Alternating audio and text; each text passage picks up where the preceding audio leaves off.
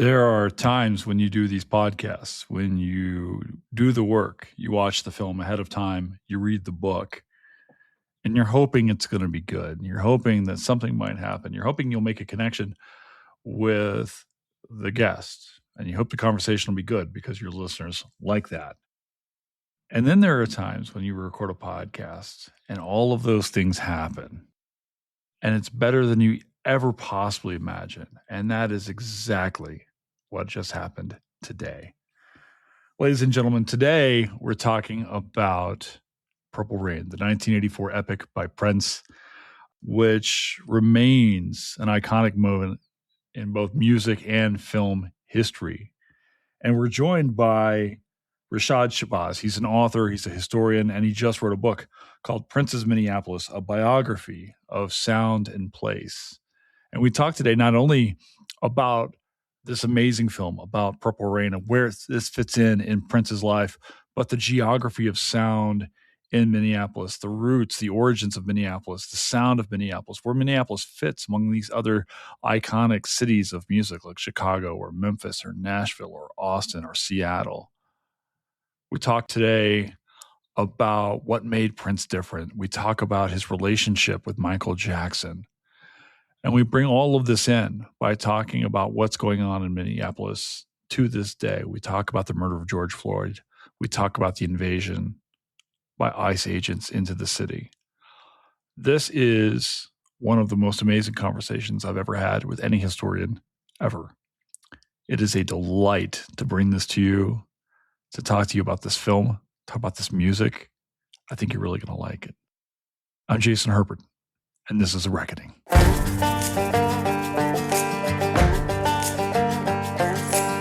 My name is Jason Herbert. I'm a Southerner who lives in the West. I'm a historian, an outdoorsman, and a movie buff. I like finding new answers to old questions, and this is A Reckoning.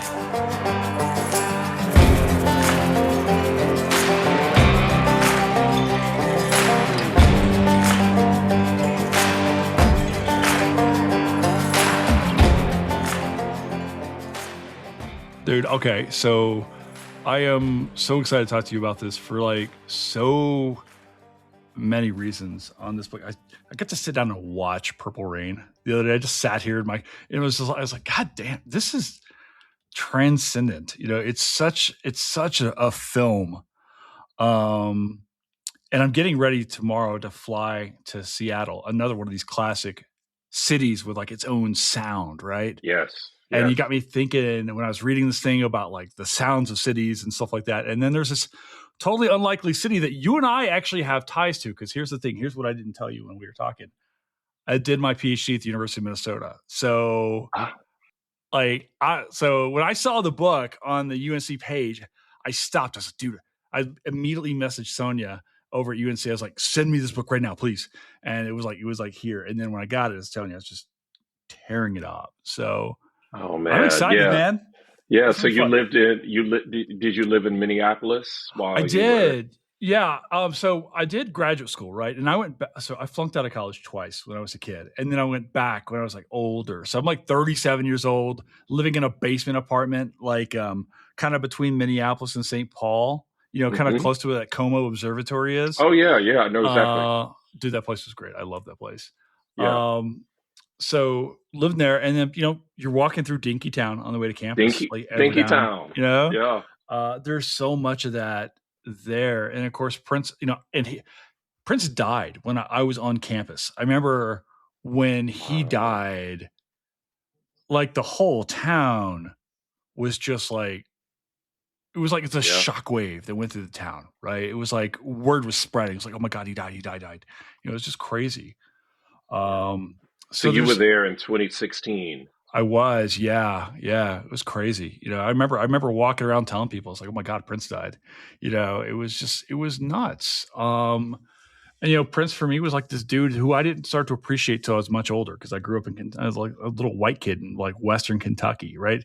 It was like all of these things that made Prince made him dangerous to like Southern conservative families and stuff like that. So I didn't get exposed to like the brilliance of Prince until I got away from all of that. You know what I mean? Yeah. Yeah, Prince is. I mean, we're gonna really get into it, but he was so transcendent and transgressive, and his transgressiveness is what made him transcendent. And it was just, he was, he is. I'll say this later on in the podcast, but he was our Mozart.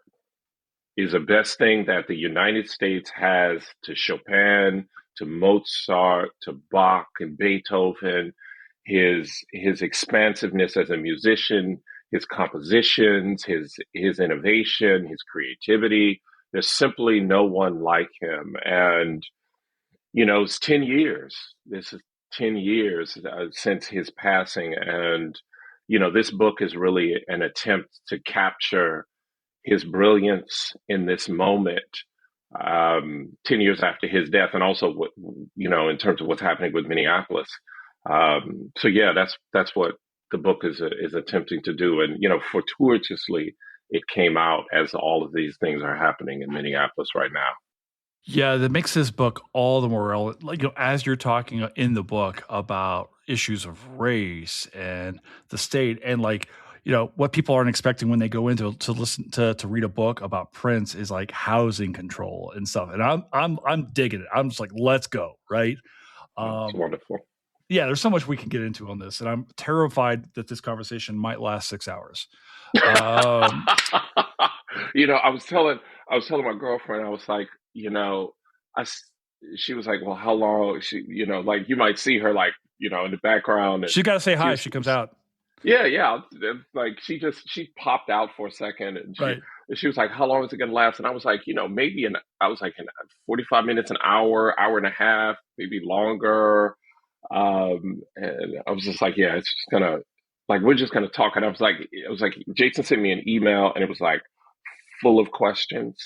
So I was like, it can go. She was like, okay, well, she was like, I'm going to get my nails done. You go do your thing. And I Have was like, fun with your music. Have fun with your little conversation, yeah, honey. do your Right? thing. Do your Yeah, thing. Yeah. exactly. So, all right. So, well, before we get in here, like, I wasn't familiar with your work, Rashad, before I came across your book. So, do you want to introduce yourself to maybe our listeners and kind of tell us like who you are and like what you do? Absolutely. My name is Rashad Shabazz. I'm an associate professor of geography and African American studies at Arizona State University, and I research the intersection of geography, cultural production, the built environment, and race. And this is my second book. My first book was about race and gender and the built environment of Chicago, and second book is about Prince and the Minneapolis music scene. My third book is actually about New York City's built environment, which is why I'm here in New York City working. Yeah, three amazing. Like, Chicago's my town, man. I love Chicago. Like that's my place. Like, I love the city, except for in the winter. Well, it's just Except like for in the Minneapolis, winter. actually. I love Minneapolis too, except for in the winter. Except for, Um, I spent my summers as a kid in Kentucky, in where this at? in this town, this little bitty town called Elton, Kentucky. Okay. My great grandfather was from there. It's like a little bitty town, and I spent multiple summers there as a kid. So Kentucky, is I'm close, and Elton, Kentucky is near the Tennessee border. Elton, Kentucky is about 2 hours, hour and a half from Nashville. It's a Yeah. really small town, like Yeah. really, really. It doesn't even show up on most maps. So my hometown is Murray, Kentucky, which is about 2 hours away from Nashville. It's in the western part of the state, about just near Clarksville, if you will, Okay. and stuff. And so I know exactly what you're talking about right there. And it's funny you got the Chicago thing going on too, because there's an amazing film that I'm dying to get on this podcast that has these weird Kentucky Chicago roots called Next of Kin. Do you know this movie at all? Have you ever heard of this? No, I haven't heard of it. It's with Patrick Swayze. It came out in like 1987, 88, right? And it's Really? like essentially he's a Chicago cop. There's a weird, we talk a lot, you talk in the book about great migration and stuff like that, but there's definitely a migration of like white Southerners from like Appalachia into some of Yeah, these cities as well, right? Um, absolutely. so he's like this cop in Chicago, and all these things happen. And essentially, what happens is like these hillbillies from Kentucky have to go to Chicago, where they go to war with the mob. It's completely nuts, but it's all about it's when you watch, it's all interesting ideas about like race and class and generational poverty. It's Really? fascinating. Yeah, like Liam Neeson is in it as like Swayze's older brother. Ben Stiller's in Adam Baldwin. It's Helen Hunt, like 1980s. Helen Hunt is in this movie. It's you got to check it out. Wait, It's it's called, fascinating. what is it called? It's called Next of Kin. Okay. I'll All I'll right. send I'll text it to you later. It's I gotta check it watch out. It's that. dude, it's totally worth your time. I keep telling people about this thing, and I'm trying to get the governor of Kentucky to come on the pod to do that film. Oh So yeah. Yeah. we'll Yeah. see. That Anyway, would be great. That would be yeah. great. Well, People are like, I thought you were going to talk about Prince. Why are you talking about hillbillies? And I'm what are like, you talking about? Why are you talking Kentucky? I was like, well, it all, dude, it all maps. It's geography. So it all there's connects. there's connections, the intersections of That's hillbilly right. and Prince. That's right. Okay, you talk about. I know this already because I read the book, which is phenomenal. But um, you talk about being introduced to Prince. Do you want to talk about like how you come to write about this book? Like why this feels awfully personal to me when I read your book. Yeah, it is really personal. So the first time I heard Prince, I was in San Jose, California, living with my mother. We were riding around in my mother's green Vega, and Little Red Corvette, just popped up. It just pulsed from the radio, and I was just taken by it. And it was really one of my first musical memories. It struck me because it sounded different, and that's one of the ways that we can talk about Prince. It just sounded so different. And the only way that I could describe the difference as a kid was that it sounded like the future. It didn't sound like the present. It certainly didn't sound like the past, and it just sounded like the future. And I was just mesmerized with it. I was caught up in it, and that that song really opened the door to what happened a year later because he released Purple Rain, the film and the movie, and I was all caught up in that. My mother actually took me to the theater to see it, and that was a whole mess. I was like barely 7 years old. It was just a mess. There was scenes where she would just like stuff $5 in my hand and say, "Go get popcorn," because it was the sex scenes, and Yes, she didn't know what was going to be in the film either. But right. but that period between 1983 and the end of '85, Prince's music really dominated 1999 and Purple Rain, the film and the album. And then, you know, once the hype died down of Purple Rain, I stopped paying attention to him. And I got older, and rap music entered my consciousness, and I moved away from Prince for many, many years, really until I was in college. And I went to college in Minnesota, and I dated a girl from Minneapolis, from St. Paul. And she and I had this friendly debate about who was the better artist: Michael Jackson, who was my choice at the time, Prince, which was hers. And we went back and forth with this, and it was a constant thing. And for me, I was just like, look, Thriller, 150 or however many, 150 million albums sold. I was like, there's no question. It was like, Girl Is Mine, Thriller, Billie Jean. It was like, Hmm. we don't need to talk. And she would say things like, Prince writes and composes and performs everything. And it would go in one ear and out the other. And I would just, dismiss it. And then on one of our trips to the Minneapolis, St. Paul area, she took me to a record store. She bought Sign of the Times on cassette, and we hung out in Minneapolis for the weekend, going to Glam Slam, which was Prince's club, and going to this club called the Gay 90s. And she was playing it all the time. And I was just stricken. I was blown away in the way that I was as a 6-year old kid, and I just couldn't comprehend how he could. write, arrange, compose, and perform all of that by himself. And I was just mesmerized again. And that shifted things for me. My entire musical universe changed, and Prince started to eat up a significant amount of my listening time, and it made me a Prince fan. And I started to really investigate, how can this one man do all of these things? And then I became interested in the city that raised him, because when you live in Minnesota, when you go to school in Minnesota, when you live in the Minneapolis St. Paul area, everybody knows and has a Prince story. And so I was just enwrapped in all the Prince stories. And that's what really began this book. And that was about 1996. So that's really 1996, 1997 is when the book really began. And then I spent many years just as a fan, going to see Prince's shows, reading articles and books about him.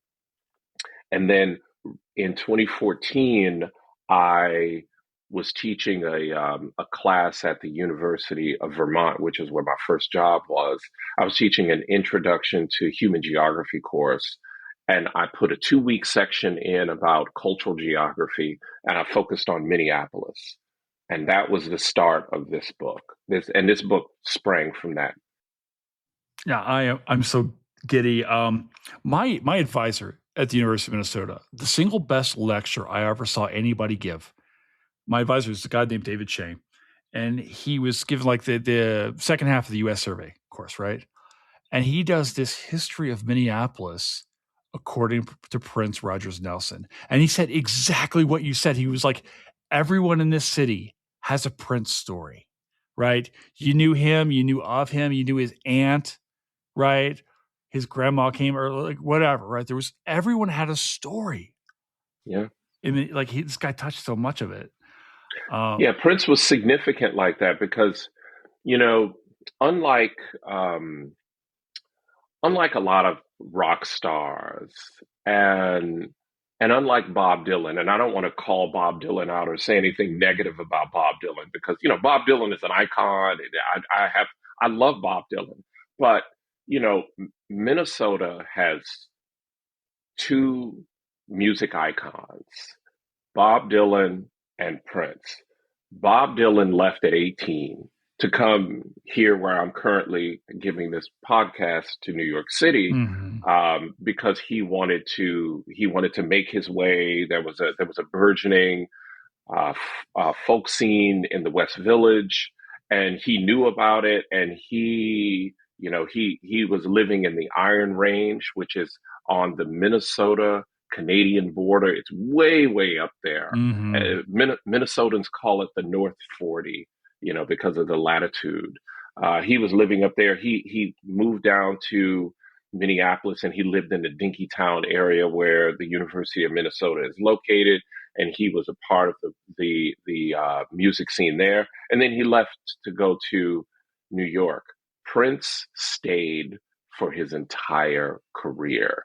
And Minnesotans love the fact that he stayed, because Prince recognized early on that there was something really unique and special about the music community in Minneapolis. And he knew that it wasn't like New York. He knew it wasn't like Los Angeles. He also knew it wasn't like Austin or Nashville. It was its own thing. And he had the presence of mind at a very young age. He was a teenager. He was, 17, 18, 19 years old when he figured this out, to stay in Minneapolis and to invest himself in the local sound. And doing that is really what made Prince Prince.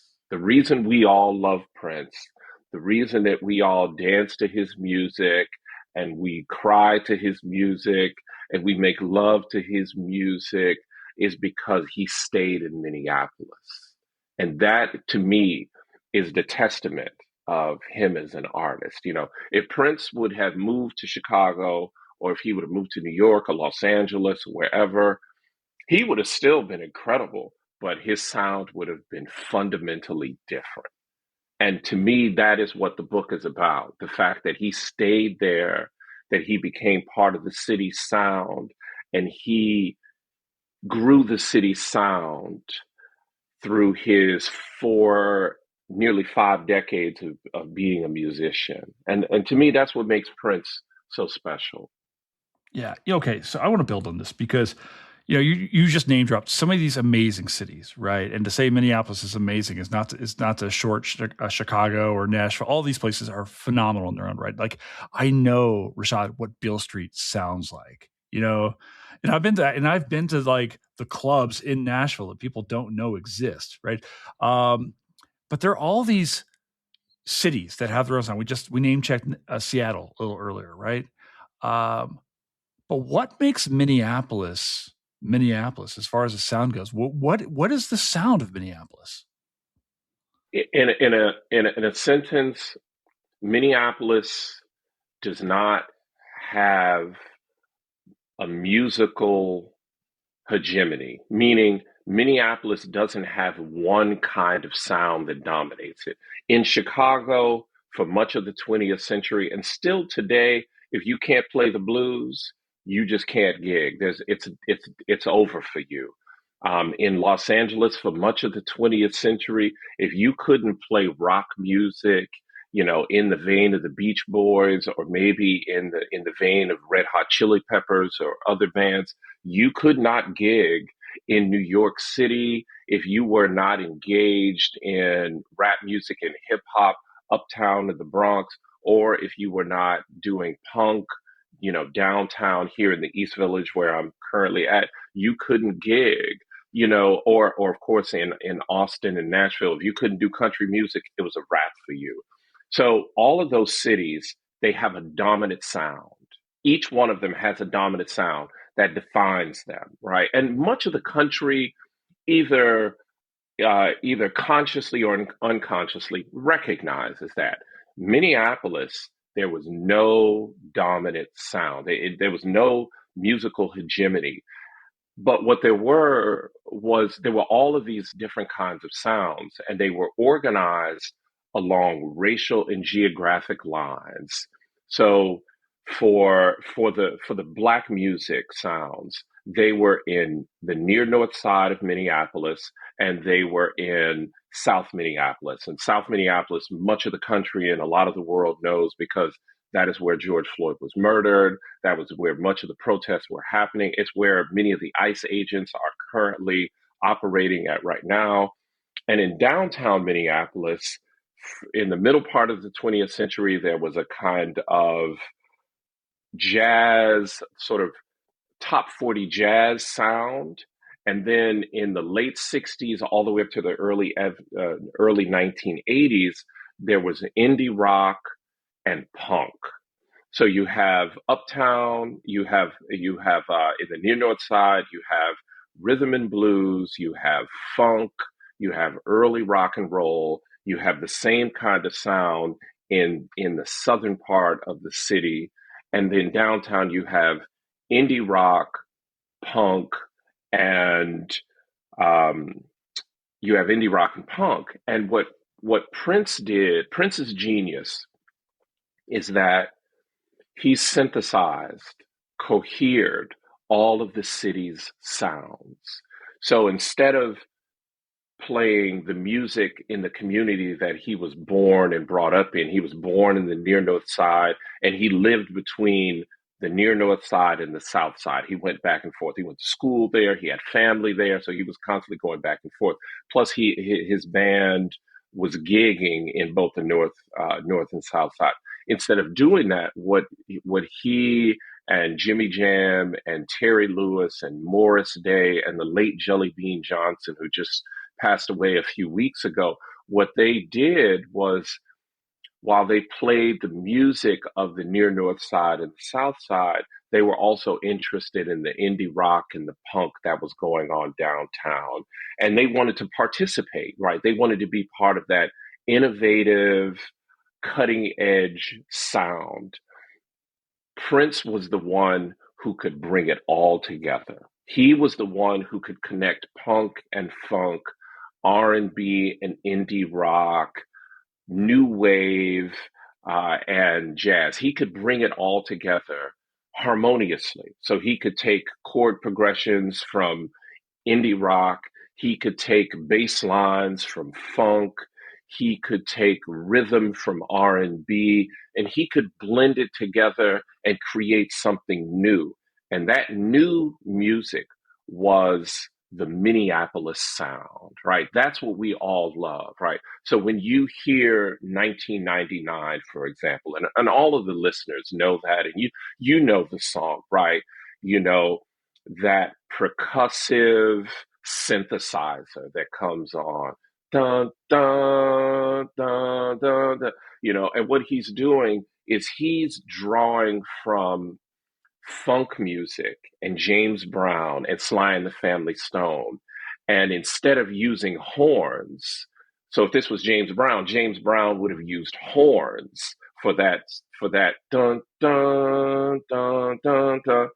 Instead, but Prince, he couldn't play brass, but what he could play was the synthesizers. So he used the synthesizers instead of the brass, right? He would pull he would pull guitar riffs from rock and indie rock.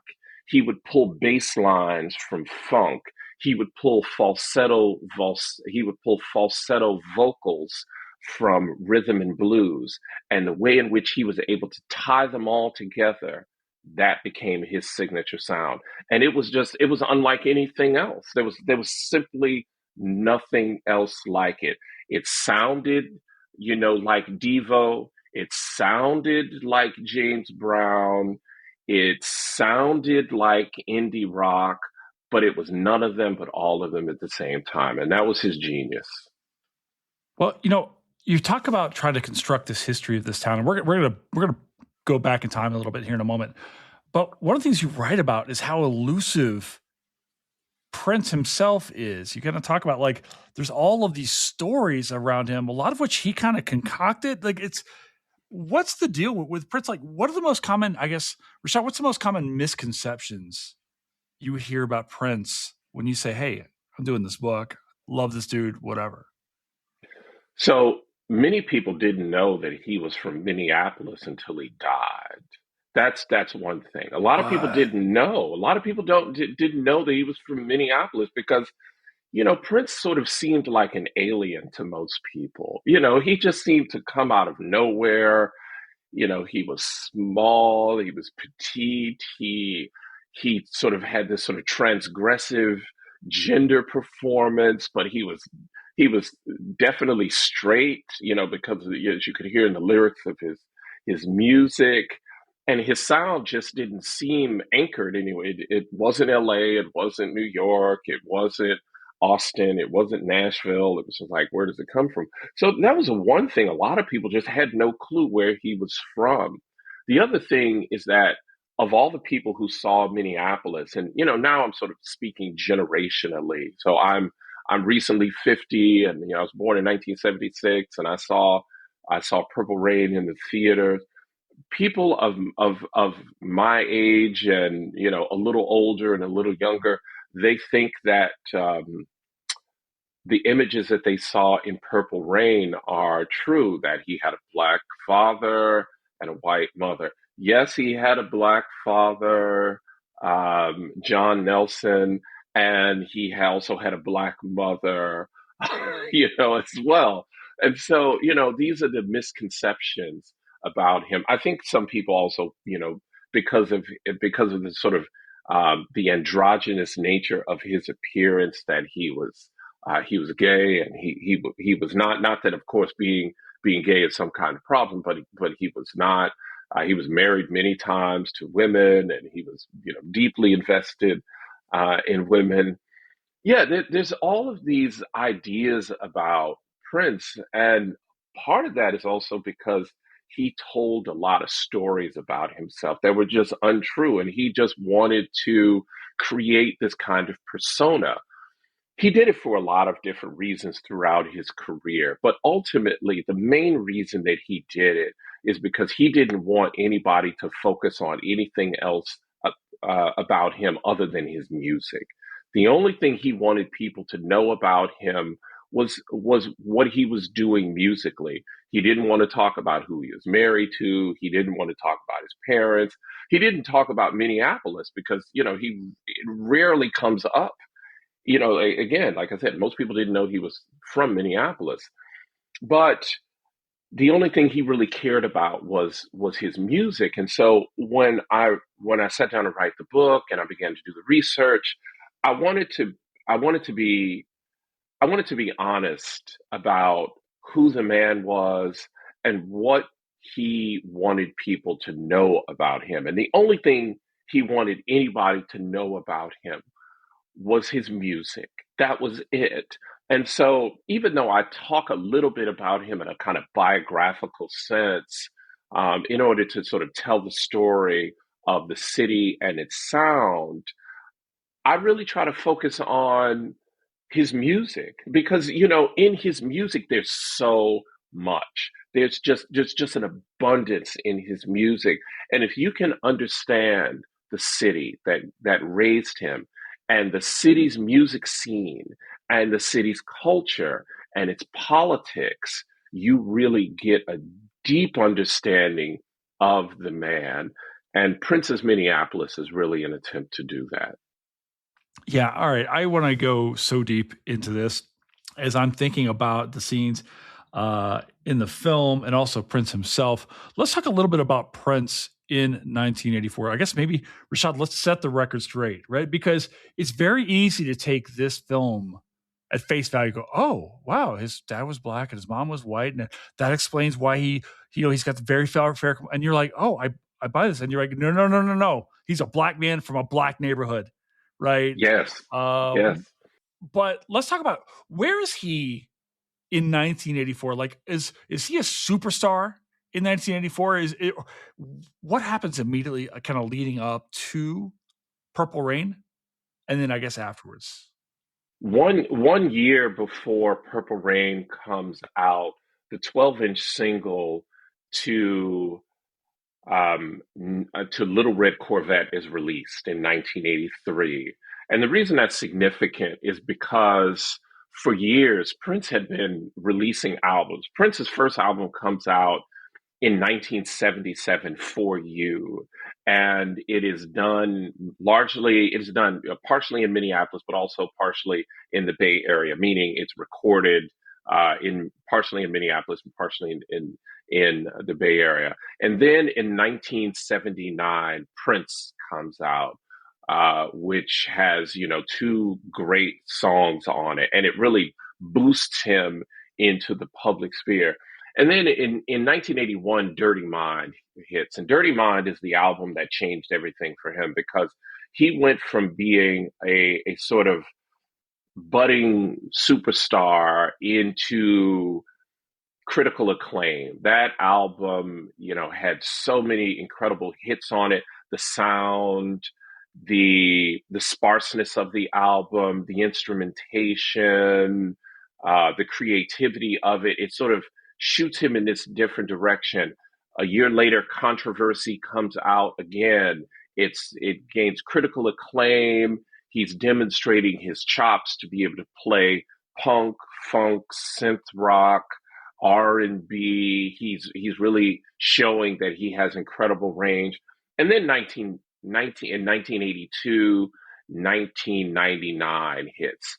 And that really changes things. 1999, the single tracks in the pop charts as well as the black charts. But then something happens in between 1982 and 1983.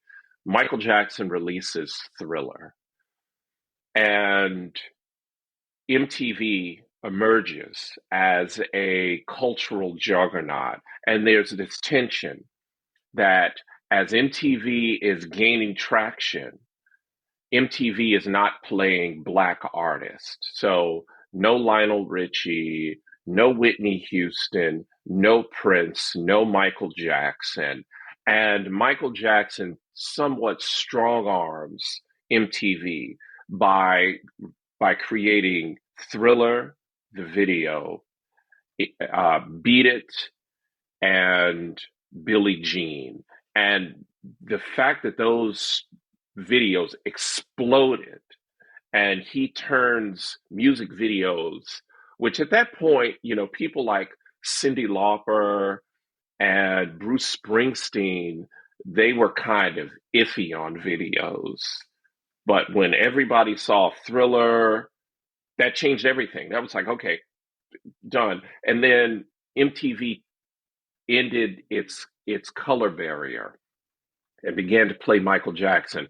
Soon as Michael Jackson opened that space up, Prince releases the 12-inch single for Little Red Corvette, and it just shoots to the top. That changes everything. And Prince goes to Warner Brothers, who was his studio, which is the record company that he had signed his deal with, and he says, "I want to do a movie." And they were like, "Come on, man!" They were like, "Dude, please!" It's like nobody's done this since the Beatles, and he was like, "I don't care what the Beatles have done. Let me tell you what I'm going to do." And they secure the funding for the film and the movie. And then Prince begins to work with his newly reformatted band, The Revolution, which now has Wendy Melvoin on lead guitar, and Des Dickerson has left. They began to put this album together. And it's also the first time that Prince begins to write collaboratively. For You, Prince, Dirty Mind, Controversy, and almost all of 1999, Prince wrote, composed, arranged, and performed by himself in terms of the album. He did it all by himself. Purple Rain was the first album that he begins to build it collaboratively. And you can hear the impact of Wendy Melvoin in particular. Like, she changes so many things for him. Suspended chords, complex sounds, helping him to braid the various genres that he's working with. And as his management team is working with Warner Brothers Film to secure the film funding for the film, Prince is writing the album in a former dog food warehouse on Highway 7, right outside of the Minneapolis area in the suburbs. And they're doing choreography and they're putting the album together. And the convergence of the collaborative efforts of the Revolution and Prince, plus the efforts of his management team to secure the funding for the film Purple Rain, they come together. And that opening that Michael Jackson created for him, Prince ran through it. He put a jetpack on his back and he just ran right through it. And Purple Rain, the film and the album, emerge out of that. And he went from being someone known, especially because of the 12-inch single in 1983. He went from being someone known to an absolute superstar. It was like he had strapped himself to a rocket and he had rocketed into pop stardom orbit, and he never really came down from there. Similar to when Michael Jackson performed Billie Jean on the Motown the Motown reunion, and he did that. He was there with his brothers, and then he sent his brothers away, and then he performed Billie Jean by himself and did the moonwalk. He went into the stratosphere from that. That's pretty much what happened when Purple Rain came out. All right. Well, I definitely, we talk a lot about Michael in this early part of this conversation. We're going to come back to Michael because I feel like this Prince Michael rivalry is a bit of the story here. I don't know if it's a true rivalry or not, but I remember in the time period, like, you couldn't talk about one without the other. But we're going to come back to that in a moment because there's another part of this story that I know our listeners are dying to hear about because they really want to hear about a French Catholic priest in the 1600s. We got to talk about Minneapolis itself, Rashad. I mean, I'm going to give you, well, you can give us 400 years of Minneapolis history here. But what about the city itself? Can we talk a little bit about what Minneapolis is by 1984, kind of where it comes from, both physically, but also musically as well? Yeah, that priest plays a huge role. Father Louis Hennepin, um, along with a few other men, they stumbled onto the Minneapolis region in the late 17th century, and they found a waterfall on the entire length of the Mississippi River. There's only one waterfall, and it's in Minneapolis.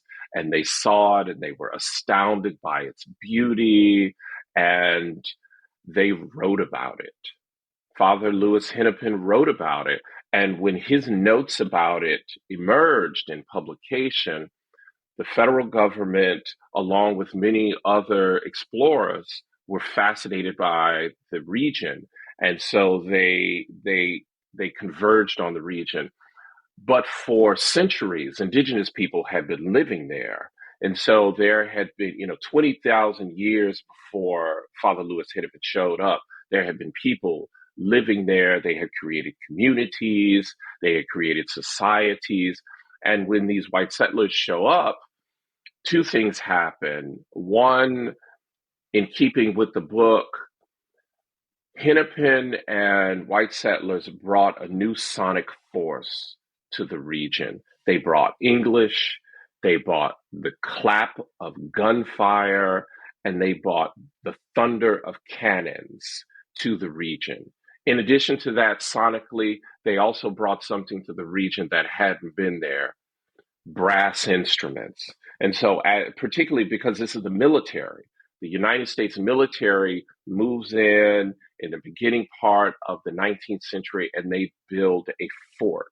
And that fort begins to create the opening for white settlement. It also creates the opening and the very beginning of the Minneapolis music scene, right? So many people will say that Prince created the Minneapolis sound. If there's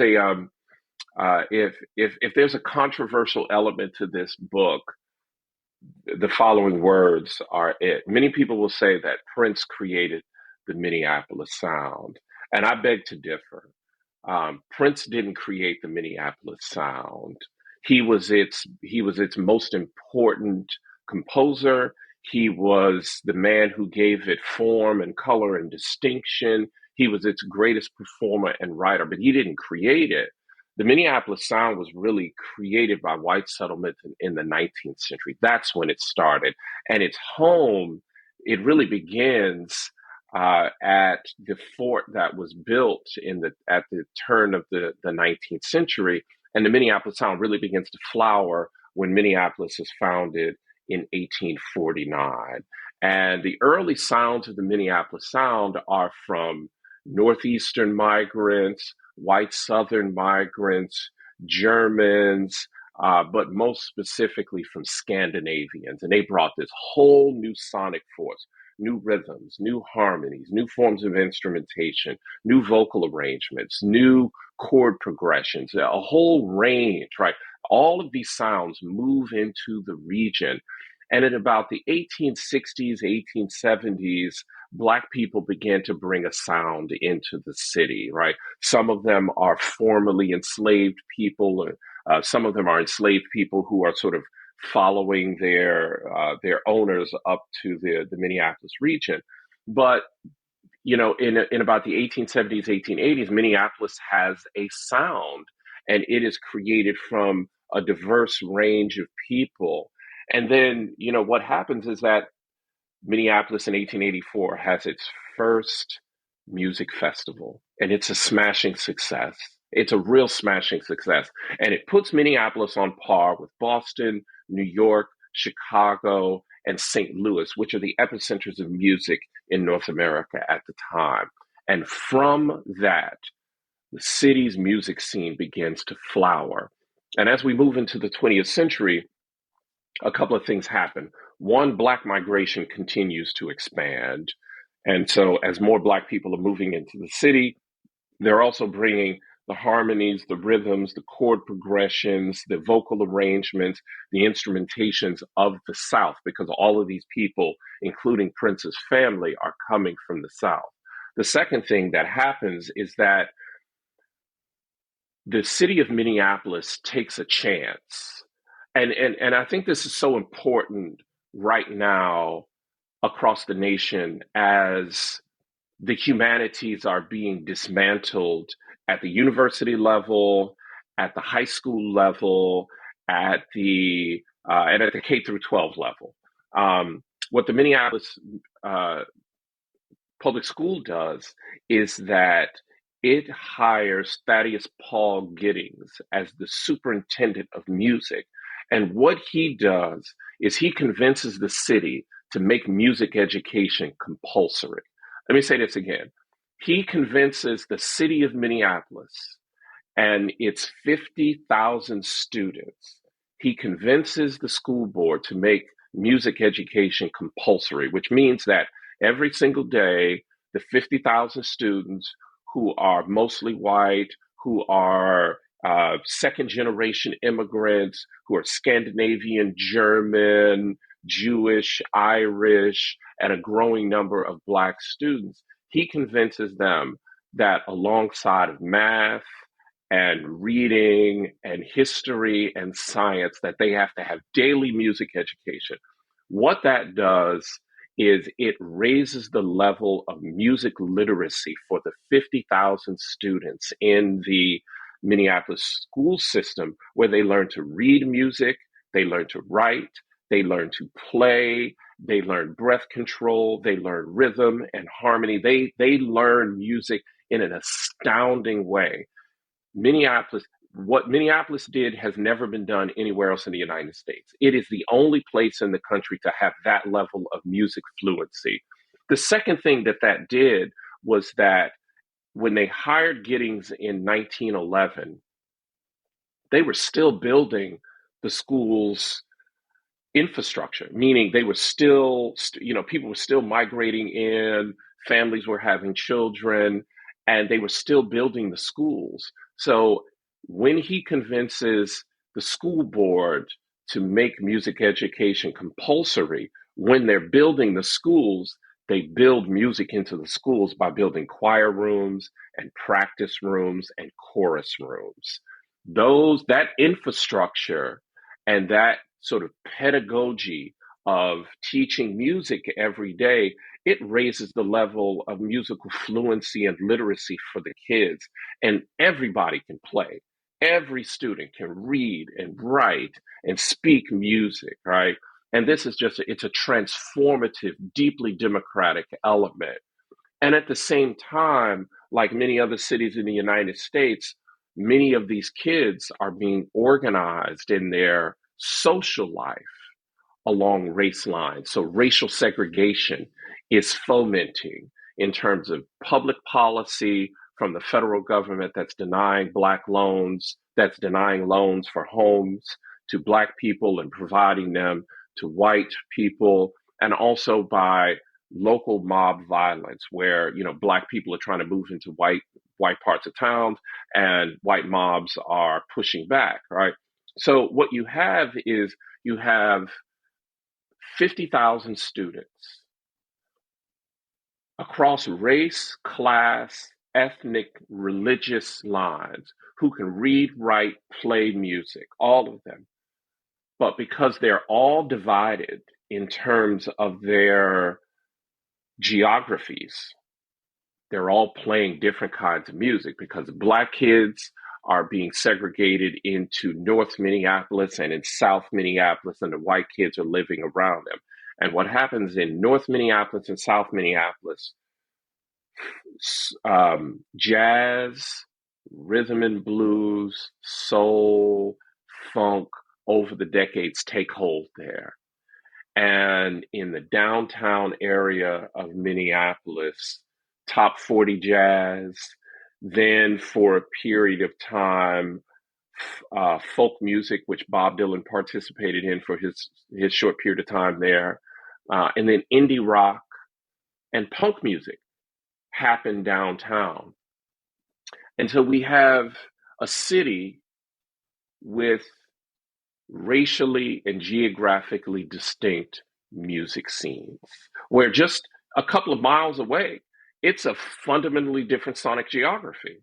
So the distinction between downtown, for example, and the near north side, we're talking a mile and a half. We're talking a mile and a half. That's it. A mile and a half, 2 miles at the most, right? And sonically, worlds apart. And Prince is born into this milieu in 1958. His mother, Maddie Shaw, is a jazz singer in the vein of Billie Holiday. She was a beautiful singer. His father, John Nelson, was a jazz man, very eclectic jazz man, and they were part of this sort of black sound that they played in the north and south sides. But by the time Prince is a teenager and funk has entered and rhythm and blues has entered, on the backs of people like Ray Charles, there's this new sound, and Prince is interested in this new sound. He's all into funk. He's all into rhythm and blues. He's into early rock and roll. But because he's in Minneapolis, he's also into Santana and the Beatles and rock music, because there is no dominant sound, and the majority of the people there are white. So he's listening to what the white kids are listening to on the radio, but he's also listening to what's being played in his immediate neighborhood. And it's that convergence of hearing what the white kids are doing, hearing what's on the dominant radio of, Santana and The Who and Pink Floyd and all of these, great classic rock musicians, plus James Brown, Sly and Family Stone, Earth, Wind and Fire. It's the convergence of those. And that is the landscape that he uses to create his music that dazzles us for nearly half a century. So I'm talking to a friend of mine today, Steve. He's a buddy of mine at work, and he's from Minnesota. I say, hey, we're going to do this pod tonight. First question he asks, like, you going to talk about First Avenue? I'm like, yes. It's the first place we see in the film. First Avenue feels like it plays a character in this film. Actually, you want to talk about First Avenue and like, why is this space so important to both the city of Minneapolis and Prince's life specifically? To me, that's one of the most important questions of the entire book. And really, honestly, if you want to understand Prince and his career and his music and why Minneapolis is so important, to me, you have to start with First Avenue. First Avenue was a bus station that was built in the 40s, and it was a Greyhound bus station that sort of dispersed people all over the Midwest, Chicago, St. Louis, and so on. And then in the late 1960s, it closed as other forms of transportation began to grow, airplanes and so on and so forth. So it was just, it hollowed out. And then this downtown Minneapolis, as suburbanization grew and white flight grew, whites left the city. So downtown was sort of hollowed out. It was sort of uninteresting, and it had been sort of left for dead.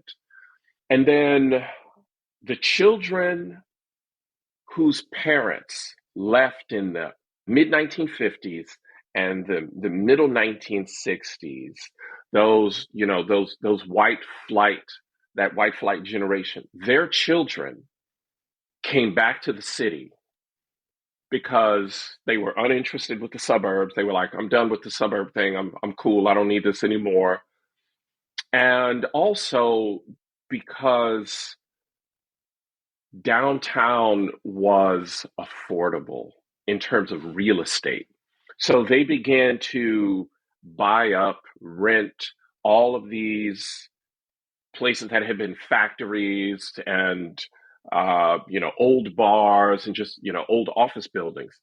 And one of them, this man by the name of Fingerhut, he used his college tuition money to buy that old bus station, and he turned it into a music venue.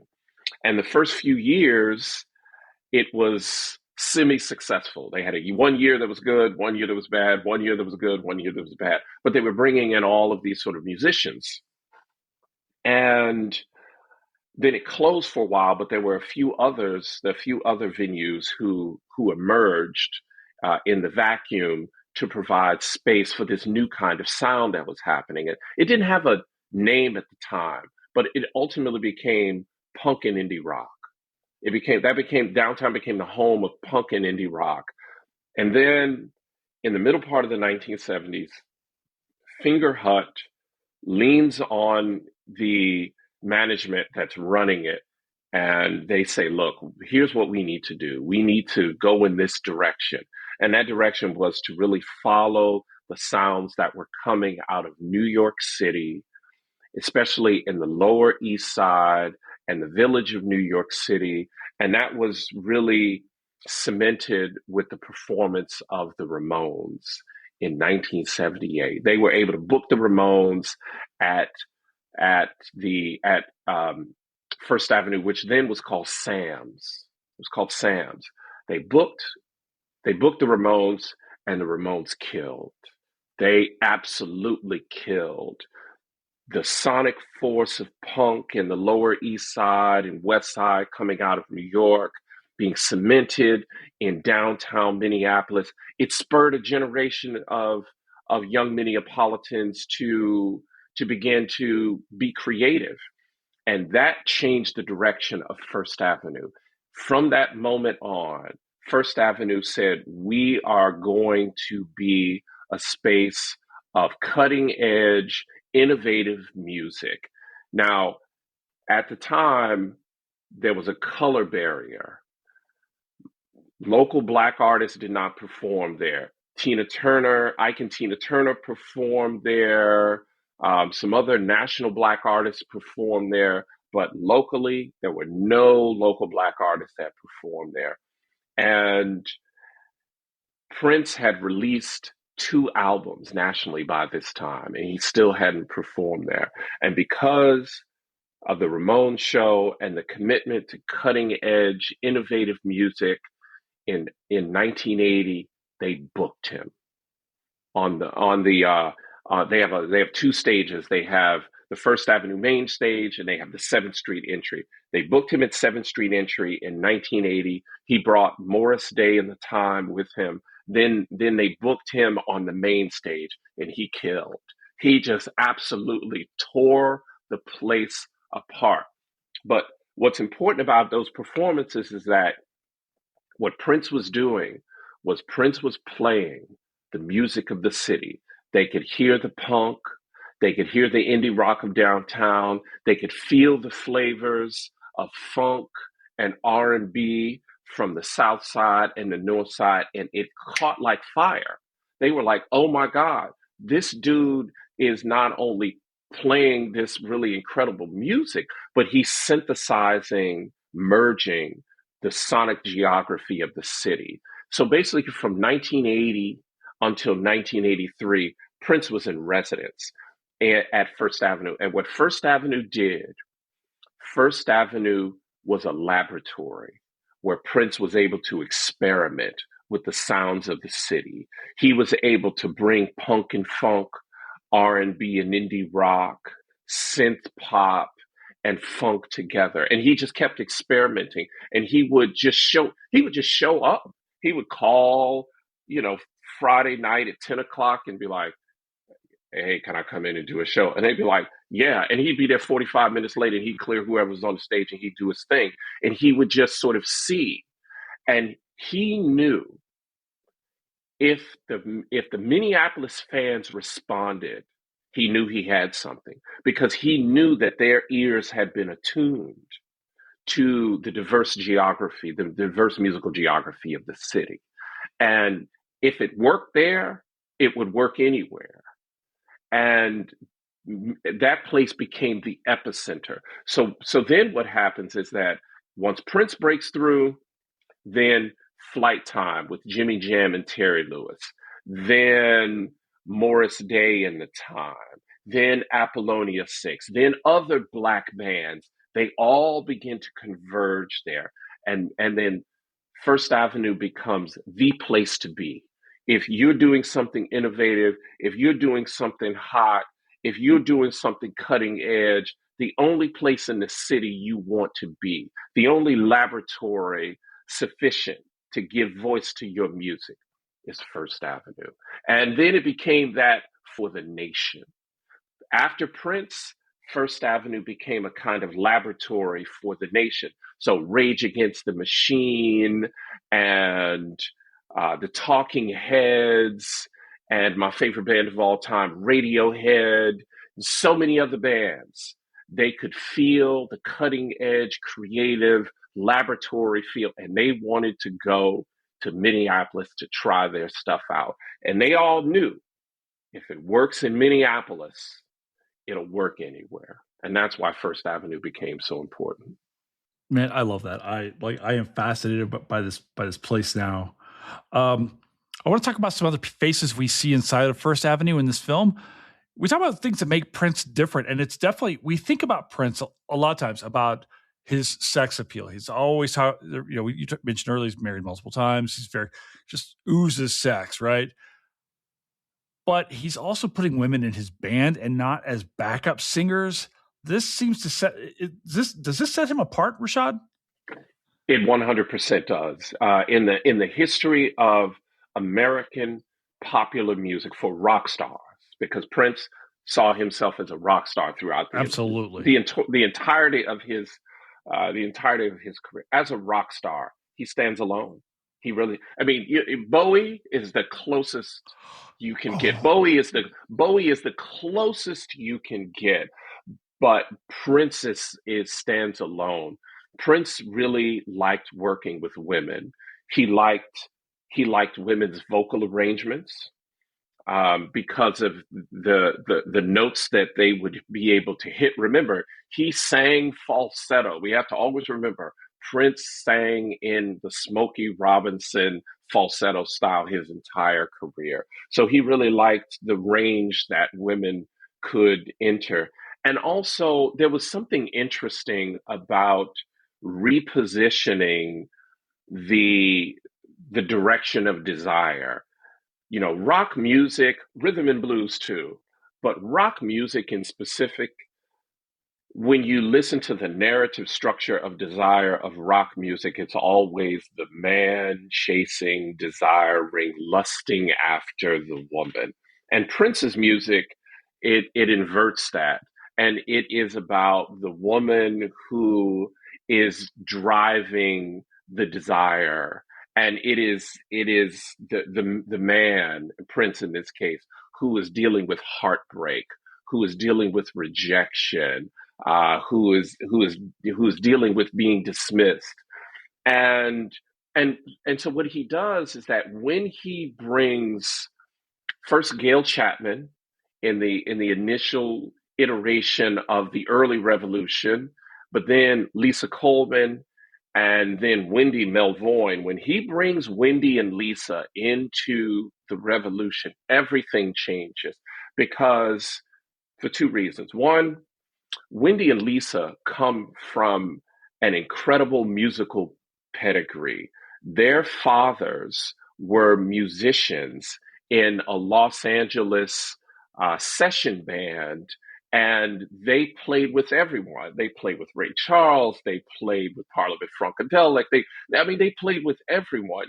Session musicians are some of the most adept musicians on the planet because they show up and someone says like, all right, we're going to be playing, we playing a G minor 7, and, we're going to do a 1-4-5, and the session musicians have to just jump into it, right? They're flexible, they're amenable, they can do whatever. Wendy and Lisa's father were part of that group, one of the most important session musicians really in the 20th century, in my opinion. And so they're also from Los Angeles. So he has this Minneapolis-based group. Then he brings these two Los Angelinos in, and they're women, and they engage with chord progressions and harmony and rhythm in very different ways than men do. And this is something that I really was able to dig into as I was writing the book, that gender and sexuality and race and class, all of these things inform how people understand and engage with rhythm and harmony and instrumentation, right? It's the instruments are ways that people give expression to how they feel inside. And Wendy and Lisa were able to do that. And when they did that, it it expanded Prince's version of the Minneapolis sound infinitely. And he just fell in love with it. I mean, this is why, in my opinion, the music that he made between 1977 and 1987, it will stand the test of time. It will stand the test of time, in part because he had these two women, Wendy and Lisa, in his band. And he continued, even though he fired them and they went their separate ways.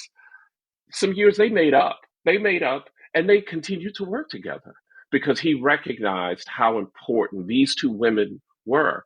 So he loved women's vocal arrangement. He loved how women engaged with music. He loved to invert the narrative structure of who's pursuing and who's desiring. And that all made Prince's music so much more fascinating and interesting. Plus, it allowed for women to be involved in his music in a way that, Guns N' Roses, women couldn't get into it in that way, right? Women still love Guns N' Roses, like women still love Radiohead, of course, and so many other bands. But Prince's music could voice them and narrate their experiences in his. And of course, the ultimate song in this is If I Was Your Girlfriend, that he does on Sign of the Times, where he turns his voice up and he creates his high pitched voice and he speaks from the position of the male lover who wants to be his girlfriend's girlfriend, right? So if I was your girlfriend, we could take a bath together. I could help you get ready for the movies. Whenever you have a fight with your boyfriend, you could call me, because he's interested in that kind of inter-female intimacy, right? And he's exploring it. So, Prince's music just opens up this whole new way of seeing gender, and it's one of the reasons why I think his music is so incredible. I want to talk for a quick second, though. There's a subplot here of Apollonia. She's not just the girl on the side. She's got her own quest. She's trying to move up in the system as well. She's trying to figure out what works for her, even if it goes against her guy here. And I actually want to ask you, when I think about Prince's relationships to women, I tend not to think, Rashad, about the sexiness and stuff like that, but like the women he clearly enjoyed mentoring, including Apollonia in this film, and all the way up to like giving, Nothing Compares to You to Sinead O'Connor, right? Right. Can we talk a little bit about like that aspect? Is like Prince as a coach or Prince's mentor? Like, did he talk about enjoying that? Like, what do you see when you think about him as this musical coach? He's got a legacy beyond his own music. He threw all of his energy and support into women. Yeah. And, all the way up until the end. I mean, so many amazing women. He wrote for women constantly. I mean, he almost, I can't think of, I can think of a couple songs that he did write for male artists, but the vast majority, the 95%, he wrote for women. And I think it says a lot about him. One, that he really, you know, there's something I heard Tupac Shakur say once. Tupac said, if there's anybody I could ever hang out with, I want to hang out with Prince, because Prince loves women as much as I do. And what I think Tupac was saying is that, he loves women in this romantic way, but he also loves women in this sort of spiritual being kind of Hmm. way. Like, I just like women's energy and their place in the world and how they see and experience the world. And Prince loved that. So he wrote for constant women. He writes for Stevie Nicks multiple times. He gives a song to Sinead O'Connor. He's mentoring Maya. He's doing all of these things for women. And I think, again, part of the reason is that there is something about women's vocal arrangement, their expressiveness musically, that he is able to access. And I also think that Prince didn't feel that he could go very far musically with men. I just don't think he felt that he could have that, because real musical innovation requires a level of intimacy and commitment. And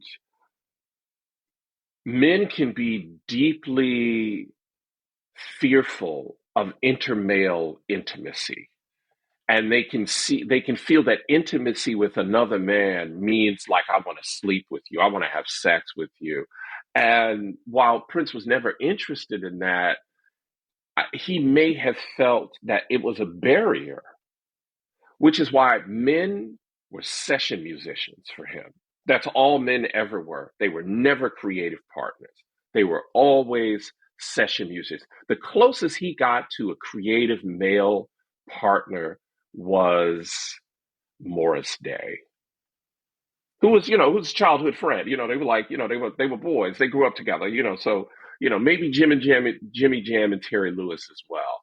But beyond that, never.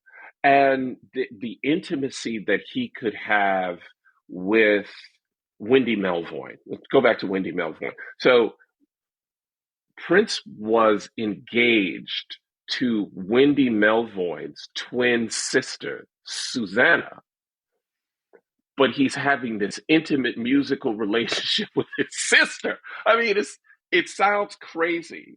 It sounds like he's having his cake and eating it too. And he was definitely having his cake Prince and ate a eating it lot of too. cake. He ate a lot of cake, man. He ate so much He ate a cake. Oh my lot of God, cake. that man ate so much cake. But he could have this intimacy with Wendy, loving intimacy with Wendy. He could have an intimacy with Lisa, a loving intimacy with Lisa. And Lisa and Wendy were a couple for many years, and there was never any kind of sexual transgression that Prince would ever have with them, because what he wanted was the music, and it was a way for him to be intimate. And I just don't think he felt he could do that with men, because of the whole, oh, this is like, this seems too homoerotic, or are you trying to sleep with me? I think he felt he couldn't do that with men, but he could do it with Stevie Nicks. He could do it with Sinead O'Connor. He could do it with the Bangles.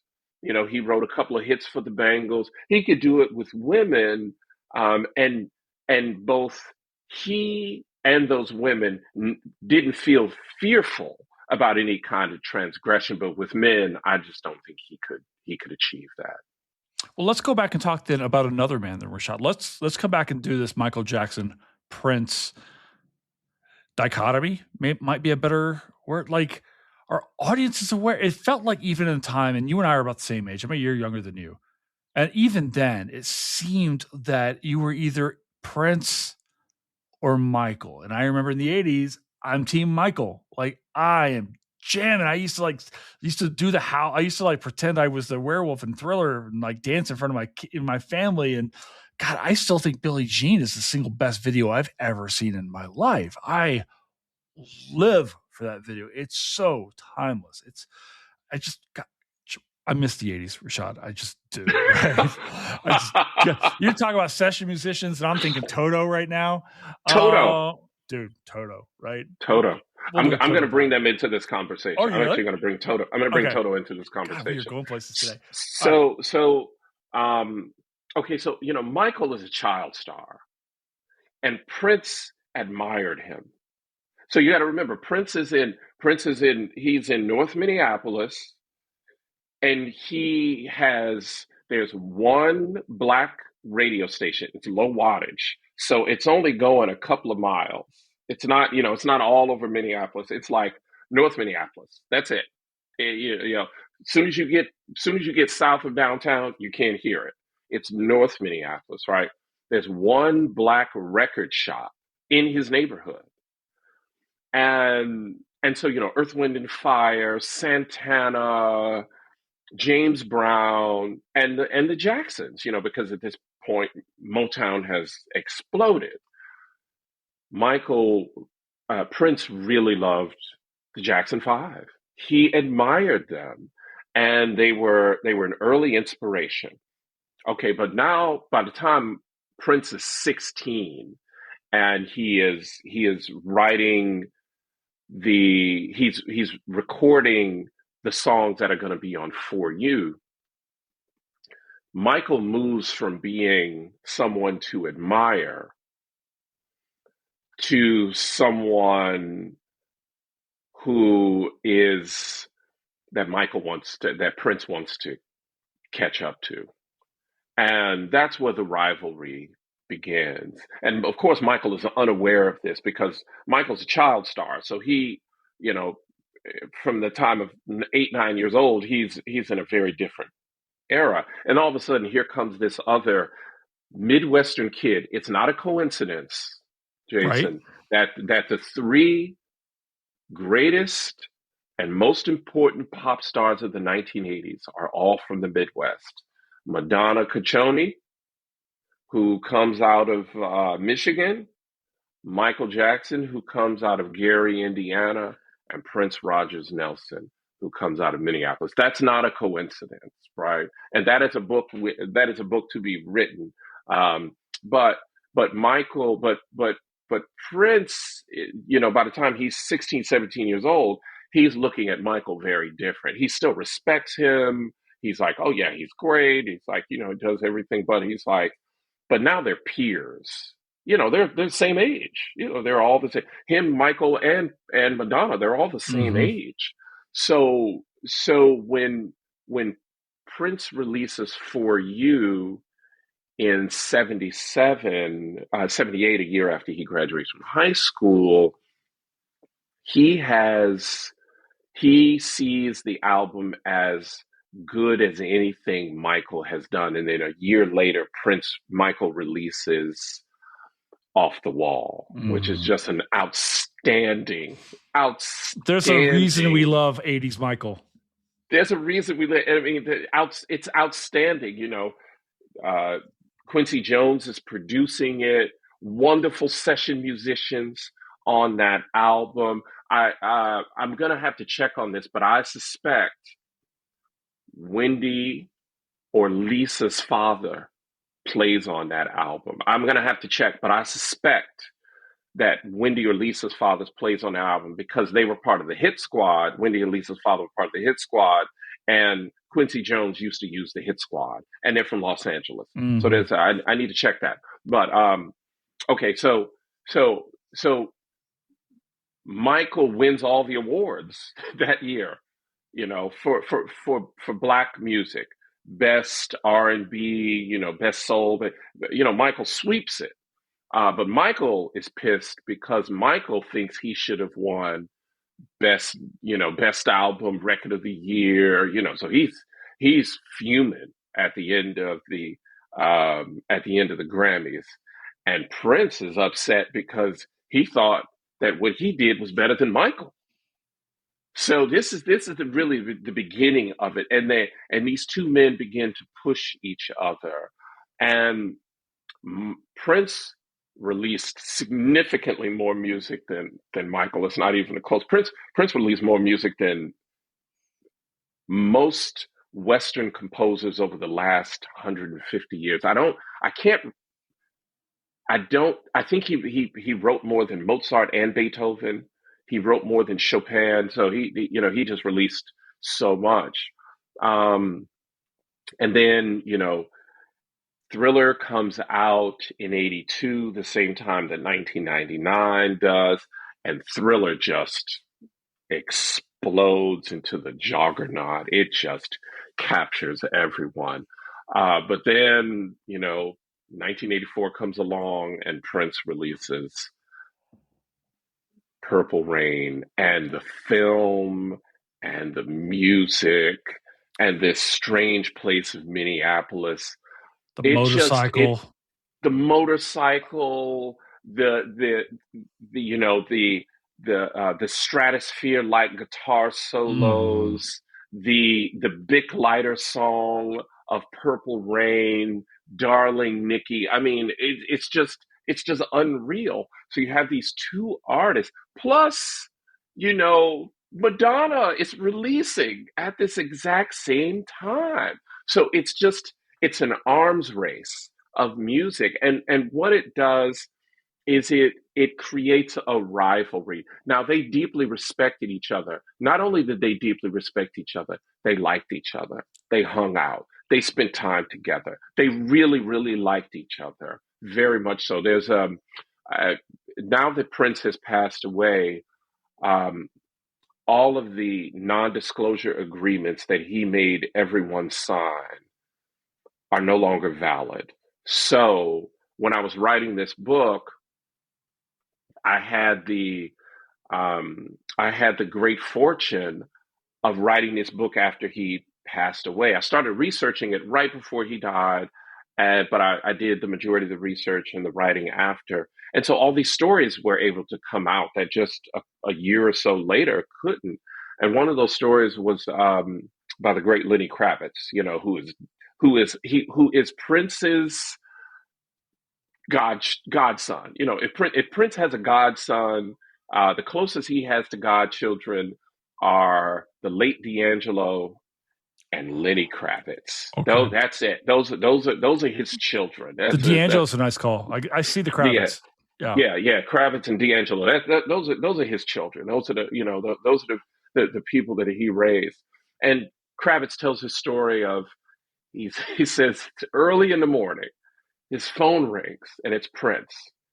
And he says, "Get dressed. We're going to hang out with Michael." And Lenny is like, "Michael who?" And then Prince hangs up. He's just like, he just clicked. He said, 30 minutes later, Prince is at the door. And he was like, "Man, I barely brushed my teeth." And he picks him up and goes over to Warner's studio, walk in the room, and Michael is sitting there, got food spread out, and they spent the day hanging, talking, reminiscing. They were close. They were close. They were musical. They had a musical rivalry. Michael Jackson famously said, "If I don't do the music that comes to me, God will give all the songs to Prince." I mean, it's just they had a musical That's rivalry, respect. but that's respect. But they had a deep respect and admiration for each other. When Michael died,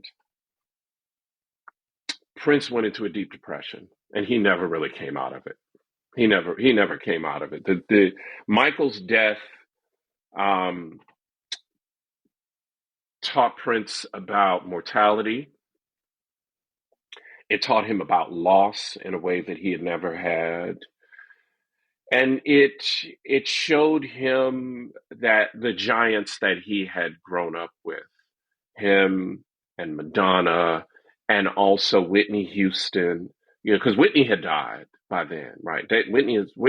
Has passed on by now, are leaving, and it uh, Prince was depressed, and then when you add the fact that Prince was dealing with a long time medical condition of hip dysplasia that he never really dealt with, and that he just used medication to mitigate,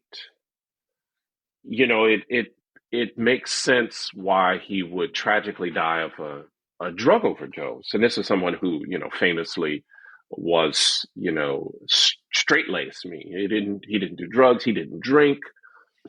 He was naturally caffeinated, as Susanna Melvoin says.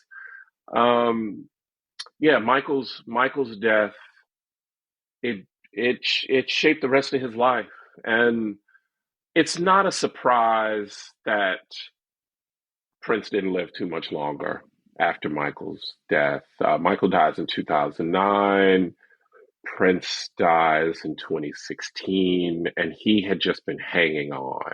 He had just, he had just been hanging on, and but they had a deep love and admiration for each other. And yeah, Prince never got over um, Michael's Michael's death, but they pushed each other.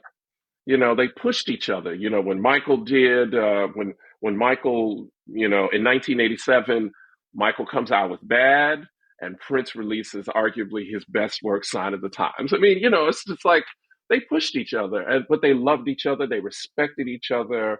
They admired each other. And how fortunate were we to witness the greatness of those people, Whitney and Madonna and Prince and Michael. How fortunate were we to sit and watch that greatness happen? It was a remarkable period. We'll never see anything like that again. No, we'll never see anything like that again. No, never. No, and I think, Rashad, you and I are especially lucky because it's imbued in our childhood. It is foundational to our understandings of who we are in the world around us and the way the world is supposed to sound. And, I get on social media and I see young people now kind of going back, I see people talking about like the 90s. And I'm like, no, I don't, it's good. I mean, listen, I love Seattle, but, yeah. I love Seattle. What Kurt Cobain and them did in Seattle in the 90s, like really innovative, just Dude. like, oh man, great stuff. Man, but what was happening throughout the 1980s it was incredible. It was really the level of creativity. And, part of the reason we'll never see anything like that again is because all forms of popular culture are now deeply, deeply, deeply segmented. And it's about very small communities, so you get your 100,000 and I have my 100,000, you have your 80 and you have your, and that's really what it is. Whereas for Madonna and for Prince and Michael and Whitney, it was about capturing continents, and now it's about capturing neighborhoods. And that's the difference. The geography has really changed. Did you and the record companies have now followed suit. Record companies used to go after continents. Then they started going after states. Now they're going after neighborhoods. If we can get 100,000 here, we're good. We're good. And that's just that's the way it is. I don't think it'll ever go back to what it was in that late 70s, all the way through the early 90s period. That'll never happen again. See, I'm already thinking about having you back on to talk about the film Singles, and we could talk about Seattle, but that's another pod. Let's do that. Let's do that. I need to take a turn in this conversation, Rashad, because we can't talk about Minneapolis in 1984 without talking about Minneapolis in 2026. And I guess to segue this, I'll say Prince drives Apollonia around outside the city. And I loved, when I was going to school there, I used to love going to Stillwater for like a weekend, get out of town. There was this great place where I could get like Jamaican barbecue, this pirate themed restaurant I used to go to. It was amazing. However, I have to qualify when I talk about how much I love the Twin Cities, because I do, Rashad. But I'm also a big, straight, white man. And when I look at Minneapolis and I see what's happened, we have to come to terms with the fact that this city, and racism is not exclusive to the South. Right. And how do we put Minneapolis in 1984 in context with the murder of George Floyd, with the invasion of the cities by ICE and what's going on right now? When you were rethinking through this film, and also as the book is coming out, and then watching what's going on in this place that I think you and I both love, what are you thinking about? Like, how do you think about what's happening there? Yeah, let's go back to the film and to First Avenue. Okay. Okay, so one of the things that was interesting about First Avenue is that for those who haven't seen um, the film depicts First Avenue as a mixed race, musically diverse place where black men and white women and women who are dating women, that all of these things are happening at this place. And it really is different from the way in which 1980s film saw race because it was always segregated. You know, it's white people over here doing what they're doing, black people over here doing what they're doing. No mention of, you know, GLBT folks, and like queerness was not to be mentioned. And if it was in these scandalous ways. You know, First Avenue represented a kind of zeitgeist where different forms of American popular culture, different racialized groups, and different ways of love and relationships could constitute itself in a place. And it was all good. Like it was all good. And actually, what made things normal was to just participate in that. If we take that little place at the corner of 7th Avenue and Hennepin, and if we bleed that sort of social fabric throughout the city, what actually happens is that Minneapolis and the Twin Cities in general begins to harken back to the middle part of the 19th century, in that the city begins to say, you know what, immigration is good. Immigration was good for the Germans. Immigration was good for the Scandinavians. Immigration was good for the Irish. Immigration was good for Jewish folks. And it made the city better. And you know what? It did. It absolutely did, right? Minneapolis emerged as a result of that. Now, that isn't to say that the indigenous people who got pushed to the side would necessarily agree with that. But at the same time, we have to deal with the fact that immigration to Minneapolis and the Twin Cities fundamentally changed that place forever. And as all those groups were coming in, the Irish, Jewish folks, Germans, Scandinavians, the city more or less created policies, officially and unofficially, to ensure that it happened. The Pillsbury plant needed workers. The all of the mills, they needed workers, right? And so it was just like, yes, let's create some let's create some local policies to ensure that that happens.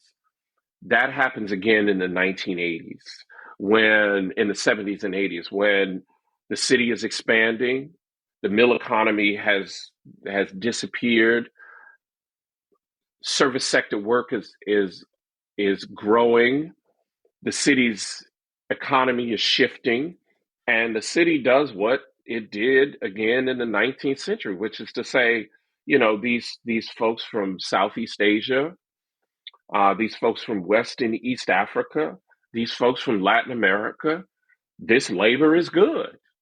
We want this labor. Plus, there was this sort of cultural recognition that, you know, having a diversity of people is a good thing, because the city was, really up until the mid late 80s, it was overwhelmingly white. It was really homogenous.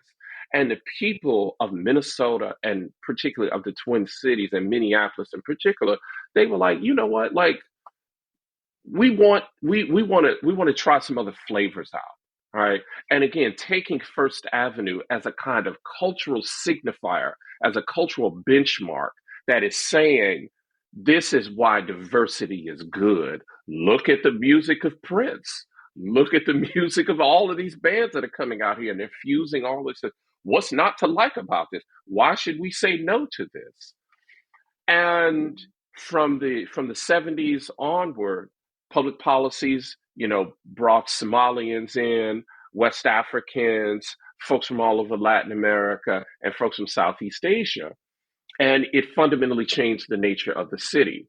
The food scene changed, the cultural scene changed, the music changed, art changed. Just who you saw walking down the street changed. I went to school there in the '90s, right? I married a woman from there and spent many years, in southern Minnesota and in the Twin Cities. And I saw the change all the time. It was just like, wow, this place is really changing.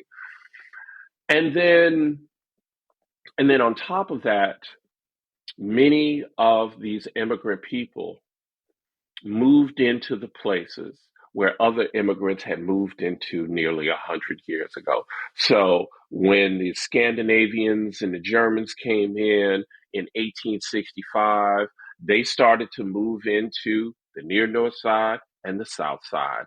When they left, as Black people started to move in, those became Black neighborhoods. And then as folks from Latin America, Southeast Asia, and from Africa began to move in, where did they move into? They moved into the same place where other immigrants had moved in 100 years before them.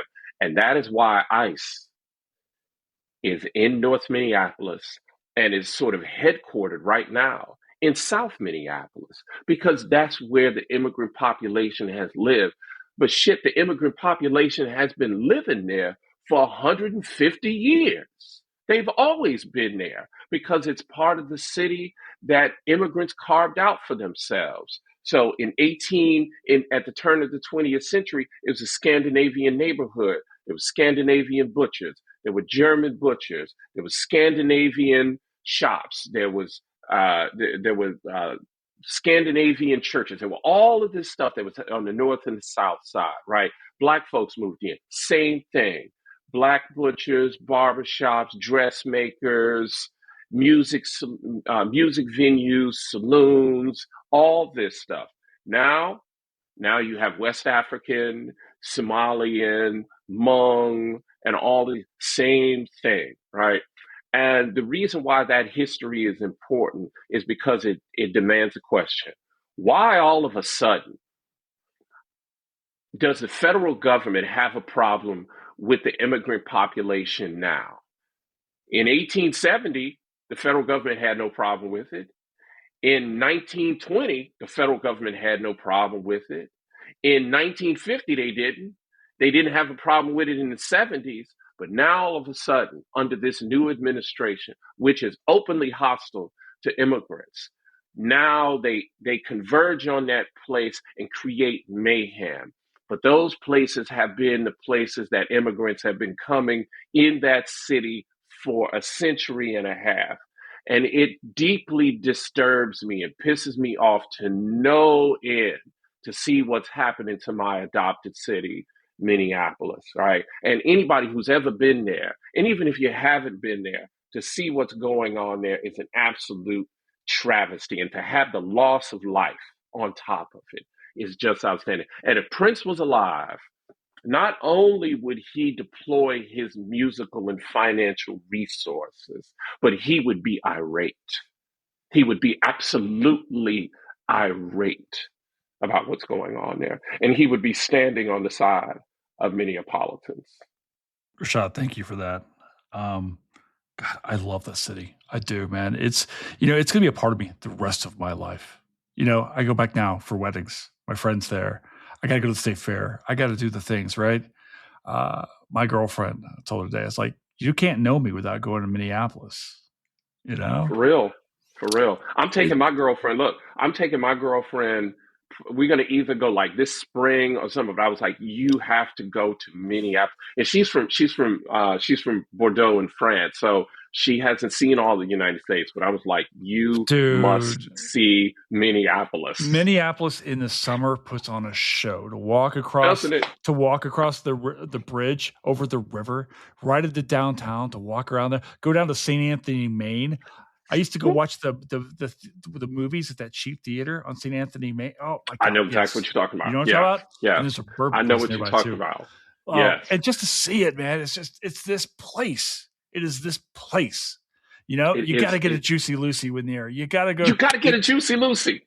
You Matt's got to bar. get a Juicy Matt's Lucy. bar, You got to right? get a Juicy You Lucy. gotta go. You know, it's a Thank you. special place. It's a special place, and you know, it makes sense that a prince would come out of that place.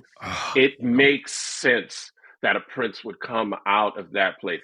You know, I couldn't see a prince coming out of New York City.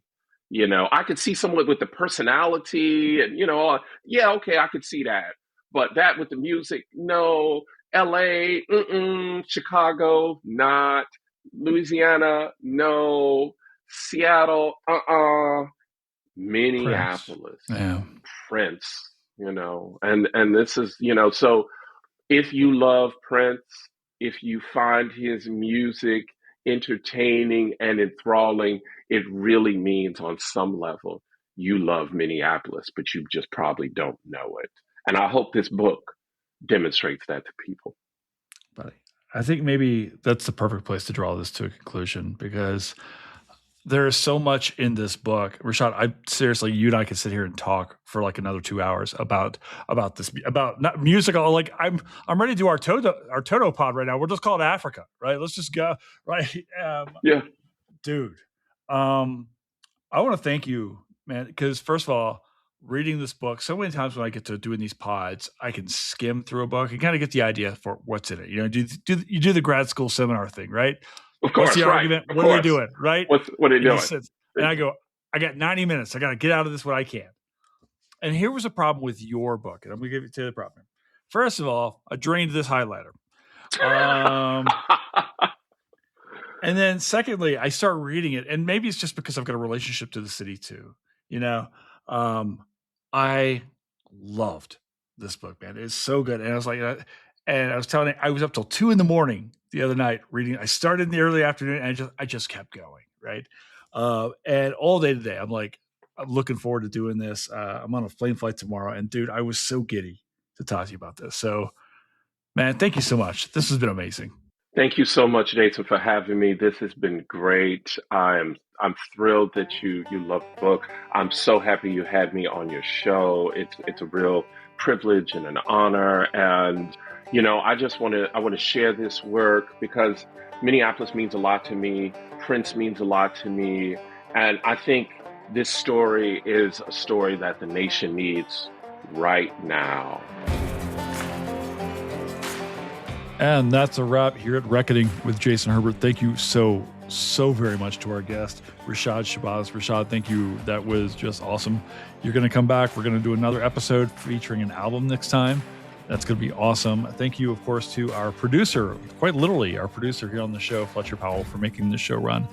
And most of all, thank you to all of you for continuing to support this show. If you like it, if you like these conversations, if they mean something to you, please share them with your friends, put them on social media. Check us out on Substack, jasonherbert.substack.com, and leave us some reviews on Apple, on Spotify, and elsewhere. Help us grow this podcast. It's the only way that independent pods like this grow. We got so many more amazing pods coming for you soon. Can't wait to release them to you. Hope you love them. Ciao for now. Bye.